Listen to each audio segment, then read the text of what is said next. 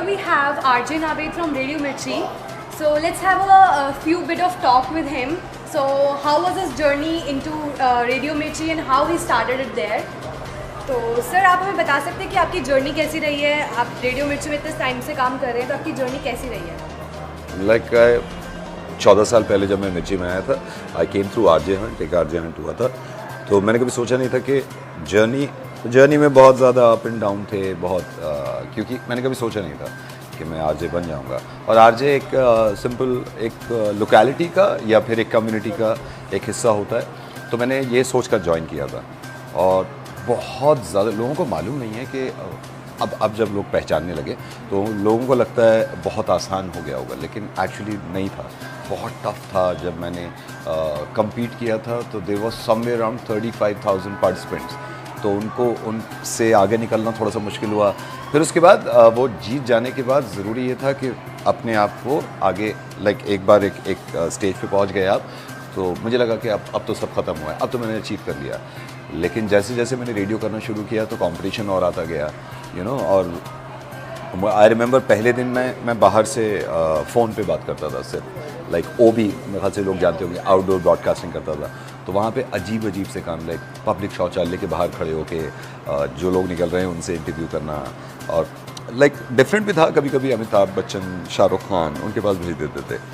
तो बहुत ज़्यादा मेहनत थी, ट्रस्ट मी। मैंने कभी सोचा नहीं था कि इतनी मेहनत करनी पड़ेगी। लोगों को लगता नहीं है, लोगों को लगता है बोल ही तो रहा है माइक पे क्या कर रहा है, बट ट्रस्ट मी बहुत ज़्यादा, सिर्फ बोलना ही नहीं, सोचना पहले कि क्या बोलना है। और मुझे लगता है कि क्या बोलना है से ज़्यादा ज़रूरी है क्या नहीं बोलना है।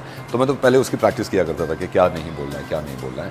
तो अब फाइनली आप मतलब अचीव कर लिया तो आपके सामने, एंड यू नो इनके सामने है तो कुछ अचीव कर ही लिया होगा। अदरवाइज़ इस लायक नहीं हूँ मैं कि मैं लोगों को समझा सकूँ। जब आपने वो स्टेटस अपना अचीव किया तो आपके पेरेंट्स को कैसा फील हुआ था? Like, आपने बताया कि वो रेडियो बिल्कुल नहीं देखते थे।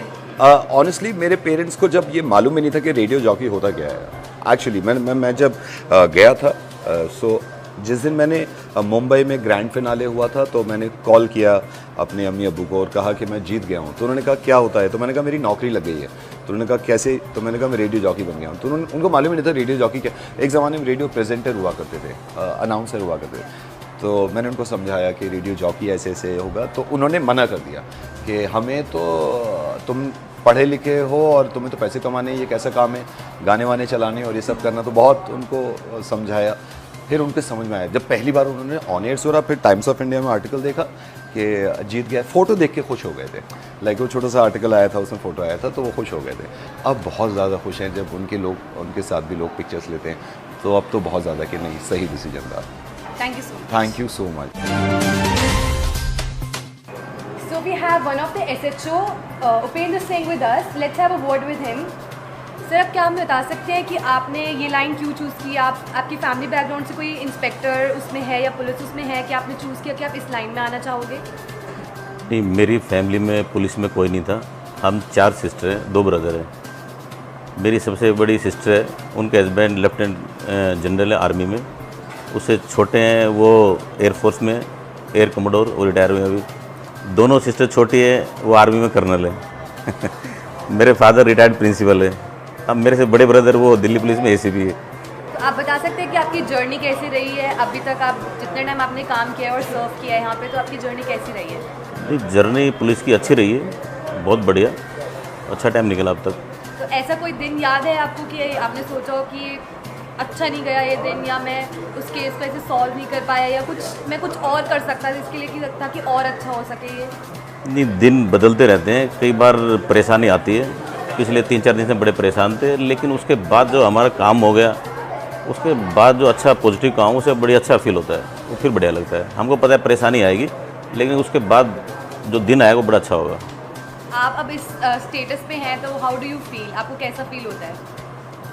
नहीं, अच्छा फील होता है। यहाँ के लोग बड़ा याद भी करते हैं, प्यार भी करते हैं, इसलिए बहुत अच्छा फील होता है। कई बार दिक्कतें आती है तो जब लोग दुआ देते हैं, प्यार करते हैं, तो वो सब दूर हो जाते हैं। हमने सुना है कि आप यहाँ के बहुत शहीद हैं लोगों के। नहीं, लोग बताते रहते हैं, कोशिश करते हैं सबकी सेवा करने की, गरीबों की सुनने की, बदमाशों के खिलाफ एक्शन लेने की, यही उसमें चलते रहते हैं। Thank you.